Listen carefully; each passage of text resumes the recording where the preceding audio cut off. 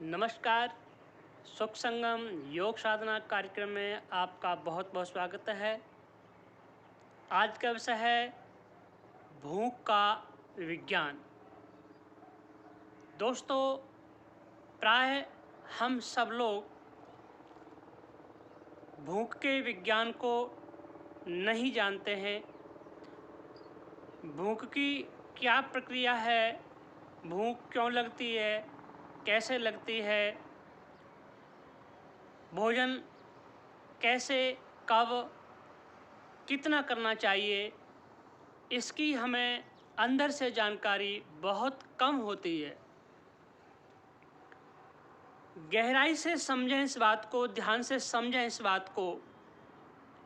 हमारे शरीर की सेल्स अपने दैनिक कार्यों को करने के लिए और शरीर के पार्ट्स को, शरीर के ऑर्गन्स को चलाने के लिए एनर्जी कंज्यूम करती है और एनर्जी के लिए फ्यूल हमें भोजन से मिलता है। भोजन के रस के द्वारा प्रत्येक सेल को फ्यूल मिलता है। उससे प्रत्येक सेल इंसुलिन की उपस्थिति में एनर्जी बनाती है और उस एनर्जी से हमारे सारे दैनिक कार्य संपन्न होते हैं और हमारे पार्ट्स ऑफ बॉडी के सारे फंक्शन संपन्न होते हैं। बड़ी गहराई से समझने की बात है। आपने भोजन किया, आप भोजन की आवश्यकता जब महसूस करें तभी भोजन करेंगे, तो ही आपका ये भोजन आपके लिए लाभदायक होगा। इस वीडियो को बनाने का उद्देश्य यही है कि भोजन के विज्ञान को समझें, भूख के विज्ञान को समझें। भोजन और भूख के विज्ञान को जान करके और अंदर की आवश्यकता को जान करके यदि हम भोजन करते हैं तो वह भोजन हमारा अमृत के समान होगा। और भूख के विज्ञान को, भोजन के विज्ञान को जाने बगैर यदि हम भोजन करते हैं तो चाहे कितना भी उत्तम भोजन हो, वह हमारे लिए विष का निर्माण करेगा, हमारे शरीर के लिए घातक होगा। शरीर की प्रत्येक सेल एनर्जी के लिए फ्यूल को कंज्यूम करती है और पूरे बॉडी में जो सेल्स को फ्यूल के रूप में रस मिलता है, जैसे जैसे वह फ्यूल कंज्यूम होता है, ख़त्म होता है, एनर्जी के रूप में कन्वर्ट हो जाता है, तो सेल्स को एनर्जी के लिए फ्यूल की आवश्यकता पड़ती है। शरीर के समस्त अंगों से, शरीर की समस्त कोशिकाएं, समस्त सेल्स जब एनर्जी बनाते बनाते फ्यूल को पूरी तरह से कंज्यूम कर देती हैं, तो उनको फ्यूल की रिक्वायरमेंट होती है। उस रिक्वायरमेंट को वह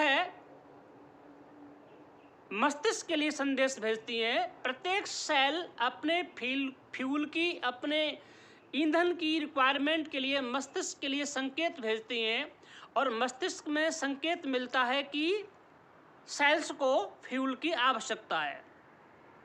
फिर हमारा मस्तिष्क, हमारी तंत्रिकाएं हमारे एंडोक्राइन सिस्टम को एक्टिवेट करती हैं, अंतःस्रावी ग्रंथि तंत्र को एक्टिवेट करती है।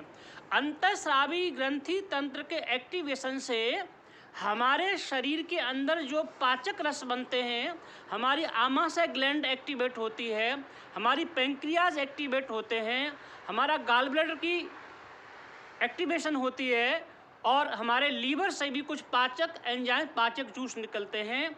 तो सारा ग्रंथि तंत्र एक्टिव होता है पाचक एंजाइम बनाने के लिए, पाचक रस बनाने के लिए। और जब पाचक रस बन जाते हैं, पाचक एंजाइम बन जाते हैं, तो पेट में एक स्फुरण सा होता है, एक गुदगुदी सी होती है, वो एक सुखद एहसास भी होता है और भूख की इच्छा भी उससे प्रकट होती है। जब पेट के अंदर पर्याप्त मात्रा में एंजाइम्स बन जाते हैं, पाचक रस बनकर के तैयार हो जाते हैं, डाइजेस्टिव जूस बनकर तैयार हो जाते हैं, फिर हमारा आमाशय ब्रेन को संकेत देता है कि हम तैयार हैं, अब भोजन भेजिए। ये प्रक्रिया फिर आगे एक्टिवेट होती है। मस्तिष्क हमें संकेत देता है कि आप अब भोजन कर सकते हैं।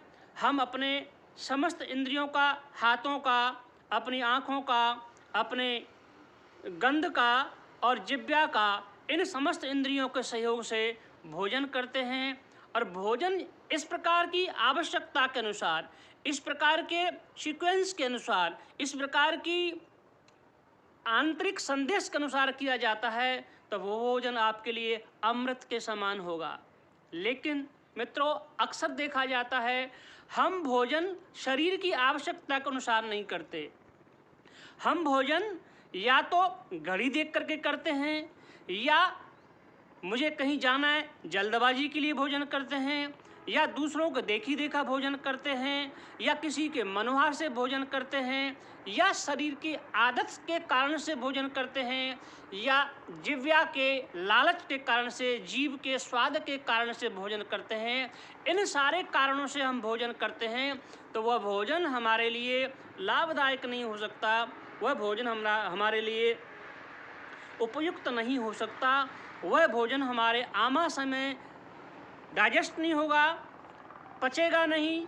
आमाशय से आगे छोटी आंत में और बड़ी आंत में जा कर के वह सड़ेगा तो उसे गैस बनेगी तो वो गैस अनेकों अंगों में जा कर के किसी भी पार्ट को डैमेज कर सकती है, और ठोस रूप लेकर के किसी भी अंग में जाकर के, किडनी या किसी भी अंग में जा कर के वो स्टोन का रूप ले सकती है, और किसी अवशिष्ट पदार्थ का रूप ले सकती है। एक गैस के बनने से, एक अपच के बनने से बहुत सारे कारण हो जाते हैं, और गैस अपच जहाँ बनती है, ऑर्थराइटिस, गठिया भी हो सकता है, डाइजेस्टिव सिस्टम डिस्टर्ब हो सकता है, बीपी शुगर हो सकता है, हार्ट की ब्लॉकेज हो सकती हैं, बहुत सारी समस्याएं खड़ी हो सकती हैं केवल भोजन के विज्ञान को ना समझ करके भोजन करने से। इसलिए मित्रों, आपसे मेरी गुजारिश है, अपने अंदर की तरफ झांक करके देखें भोजन करने से पहले।